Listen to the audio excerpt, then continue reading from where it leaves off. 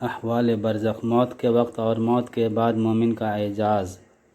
حضرت براء بن عازب رضی اللہ عنہ روایت فرماتے ہیں کہ ایک دن ہم رسول اللہ صلی اللہ علیہ وسلم کے ساتھ ایک انصاری کے جنازہ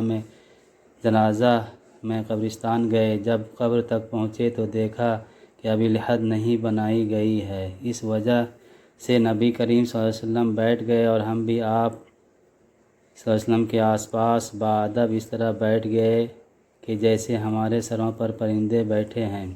رسول اللہ صلی اللہ علیہ وسلم کے ہاتھ مبارک میں ایک لکڑی تھی جسے زمین کورید رہے تھے، جیسے کوئی غمگین کیا کرتا ہے۔ آپ نے سر مبارک اٹھا کر فرمایا کہ قبر کے عذاب سے پناہ مانگو، 2 یا 3 مرتبہ یہی فرمایا۔ پھر فرمایا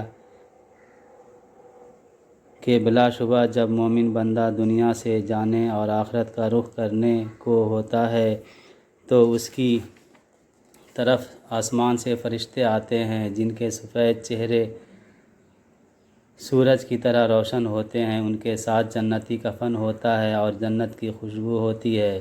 یہ فرشتے اس قدر ہوتے ہیں کہ جہاں تک اس کی نظر پہنچے وہاں تک بیٹھ جاتے ہیں۔ پھر حضرت ملک الموت علیہ السلام تشریف لاتے ہیں، حتیٰ کہ اس کے سر کے پاس بیٹھ جاتے ہیں اور فرماتے ہیں کہ اے پاکیزہ روح، اللہ کی مغفرت اور اس کی رضامندی کی طرف نکل کر چل۔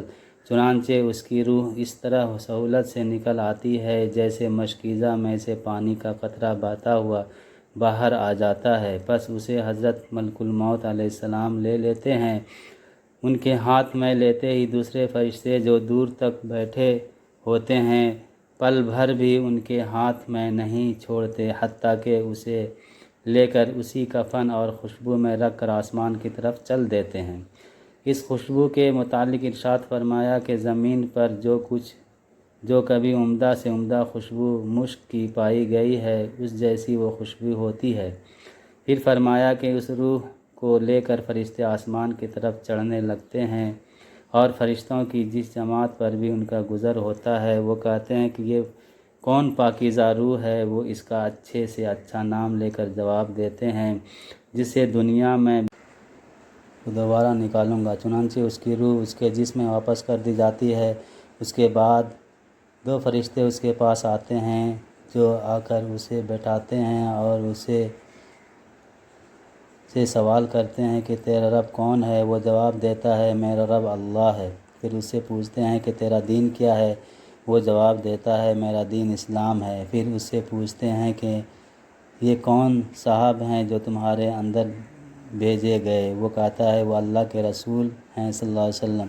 پھر اس سے دریافت کرتے ہیں کہ تیرا عمل کیا ہے؟ وہ کہتا ہے میں نے اللہ کی کتاب پڑھی سو اس پر ایمان لایا اور اس کی تصدیق کی۔ اس کے بعد ایک منادی آسمان سے آواز دیتا ہے جو اللہ کا منادی ہوتا ہے کہ میرے بندہ نے سچ کہا، سو اس کے لیے جنت کے بچھونے بچھا دو اور اس کو جنت کے کپڑے پہنا دو اور اس کے لیے جنت کی طرف دروازہ کھول دو۔ چنانچہ جنت کی طرف دروازہ کھول دیا جاتا ہے جس کے ذریعے جنت کا آرام اور خوشبو آتی رہتی ہے اور اس کی قبر اتنی کشادہ کر دی جاتی ہے کہ جہاں تک اس کی نظر پہنچے۔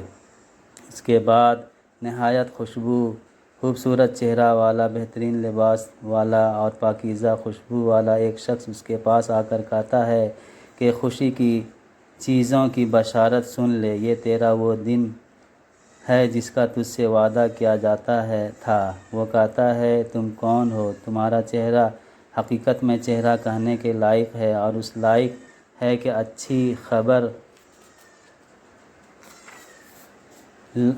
لائے۔ وہ کہتا ہے کہ میں تیرا عمل صالح ہوں۔ اس کے بعد وہ خوشی میں کہتا ہے کہ اے رب قیامت قائم فرما، اے رب قیامت قائم فرما تاکہ میں اپنے اہل و عیال اور مال میں پہنچ جاؤں۔